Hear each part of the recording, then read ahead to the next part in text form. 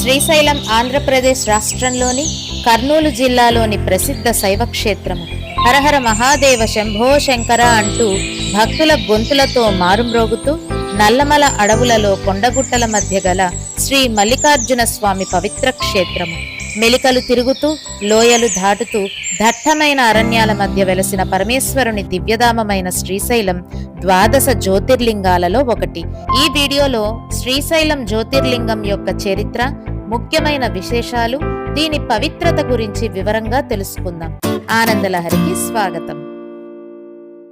శ్రీశైలంలో భ్రమరాంబ మల్లికార్జున స్వామి ఆలయం ఎంతో ప్రసిద్ధి చెందింది. ఈ ఆలయంలో శివపార్వతులు భక్తులకు దర్శనమిస్తారు.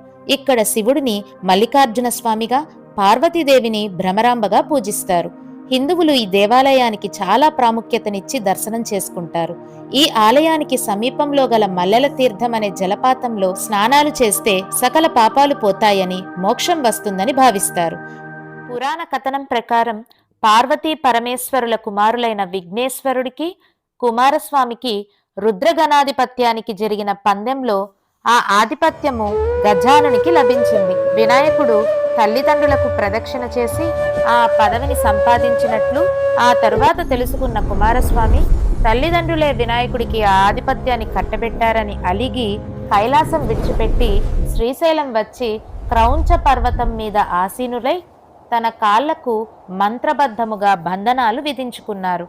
కుమారుని యొక్క అలక తీర్చి కైలాసానికి తీసుకురమ్మని ఆది దంపతులు నారదుణ్ణి పంపారు.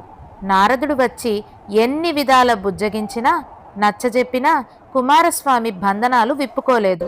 నారదుని ప్రయత్నం విఫలమైందని తెలుసుకొని పార్వతీదేవి పుత్రవాత్సల్యము చేత కుమారస్వామి ఎడబాటు సహించలేక క్రౌంచ పర్వతానికి వచ్చారు.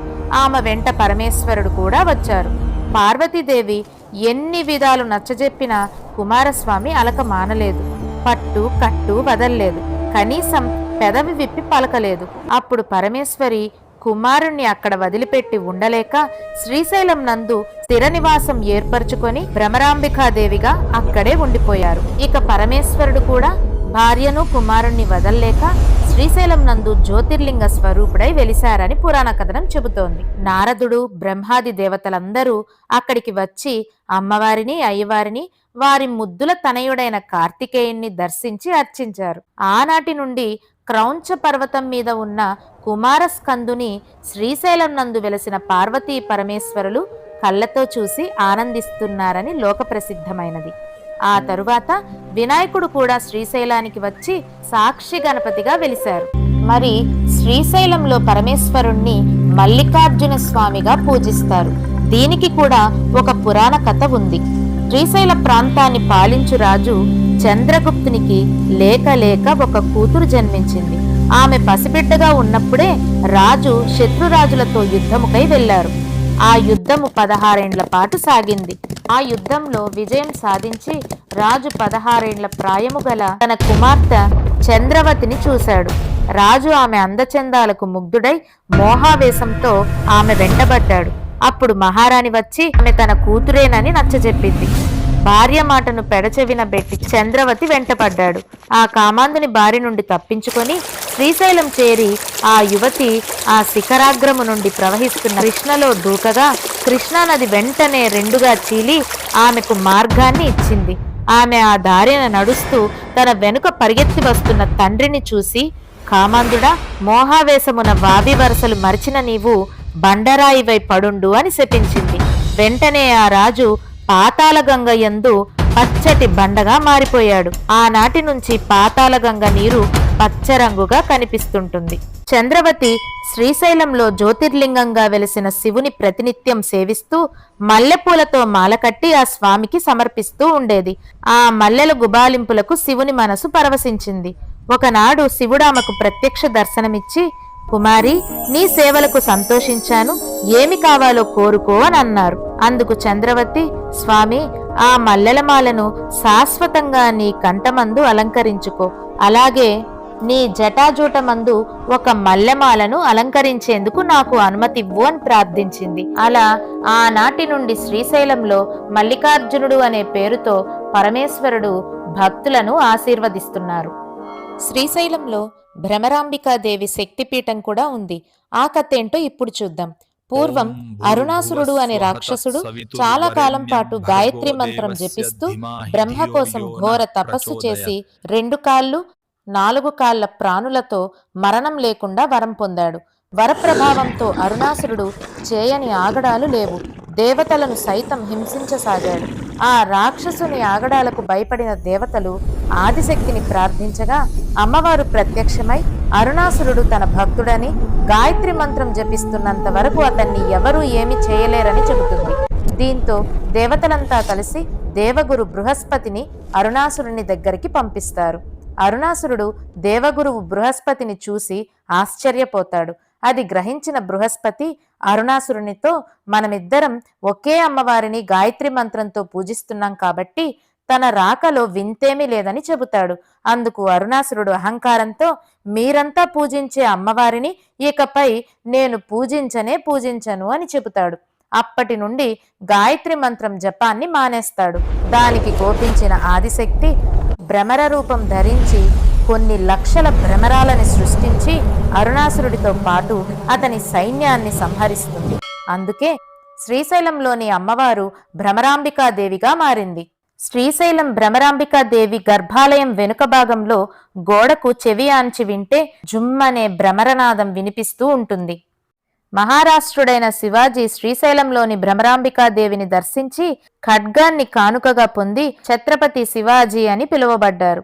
ఈ శ్రీశైల క్షేత్రాన్ని కృతయుగంలో హిరణ్యకశ్యపుడు, త్రేతాయుగంలో శ్రీరాముడు, ద్వాపర యుగంలో పాండవులు దర్శించి శివలింగాలు ప్రతిష్ఠించారు.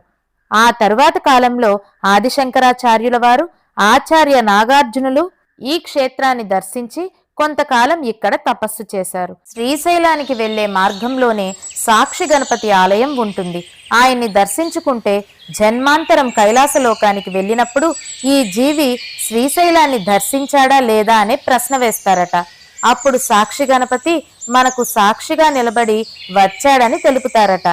అందువలన శ్రీశైలం వచ్చిన వారు సాక్షి గణపతిని తప్పక దర్శించి గోత్రనామాలు తెలుపుకోవాలి. ఆలయంలో వృద్ధ మల్లికార్జున స్వామి ఆలయం కూడా ఉంది. శ్రీశైలం మొత్తంలో ప్రత్యేకమైనది ఈ శ్రీశైల శిఖరం. శ్రీశైలంలో శిఖర దర్శనం చేసుకుంటే పునర్జన్మ ఉండదు అని శాస్త్రాలు ఘోషిస్తున్నాయి. శిఖర దర్శనం అంటే పక్కనే నిలబడి శిఖరాన్ని చూడటం కాదు.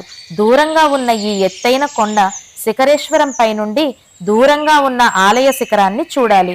అలా చూస్తే శిఖరం కనిపిస్తే పునర్జన్మ నుండి విముక్తులవుతారు. శివుడు బంగారు లింగ రూపంలో ప్రత్యక్షమైన ప్రదేశం హటకేశ్వరం. ఇక్కడ అగస్త్యుడు తపస్సు చేశారని కూడా అంటుంటారు. ఆ దేవాలయానికి ప్రదక్షిణలు చేస్తే సంతానం లేని వారికి సంతానం కలుగుతుందని నమ్మకం. దాని ఎదురుగానే ఆదిశంకరుల వారు తపస్సు చేసిన ప్రదేశమైన పాలధార పంచదార మనకి దర్శనమిస్తుంది. ఇక్కడే శంకరులు సౌందర్య లహరి, శివానంద లహరి రచించారట. శ్రీశైల క్షేత్రాన్ని దంపతులు కలిసి దర్శనం చేసుకుంటే వారి దాంపత్య జీవితం సుఖ సంతోషాలతో నిండిపోతుంది. శ్రీశైలం యొక్క అందం చూడటానికి 2 కళ్ళు కూడా సరిపోవు. ప్రతి అడుగులో దైవ సాన్నిధ్యం అనుభూతి అవుతుంది.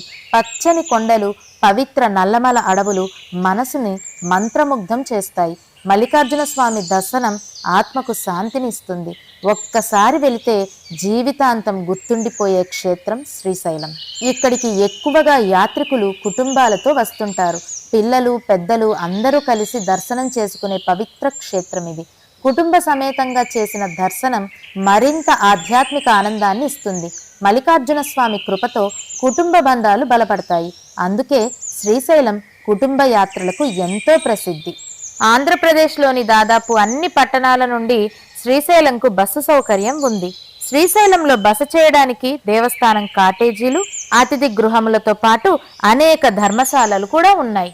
మీలో ఎంతమంది శ్రీశైలంలో మల్లికార్జున స్వామిని, భ్రమరాంబికాదేవిని దర్శించుకున్నారో కింద కమెంట్ చేసేయండి. జీవితంలో ఒక్కసారైనా తప్పకుండా శ్రీశైలాన్ని దర్శించండి. ఇది కేవలం ఆలయం కాదు, దైవానుభూతి. ప్రకృతి అందం, భక్తి, శాంతి అన్నీ ఇక్కడే కలుస్తాయి. మల్లికార్జున స్వామి ఆశీస్సులు మీతో ఎప్పటికీ ఉంటాయి. ఇలాంటి ఆధ్యాత్మిక వీడియోల కోసం లైక్ చేసి, షేర్ చేసి, అదేవిధంగా మా ఛానల్ని సబ్స్క్రైబ్ చేసుకొని నోటిఫికేషన్స్ ఆన్లో పెట్టుకోండి. 12 జ్యోతిర్లింగాల చరిత్రను కూడా ఒక ప్లేలిస్ట్ రూపంలో మీకు అందించడం జరుగుతుంది. తప్పకుండా వీక్షించండి.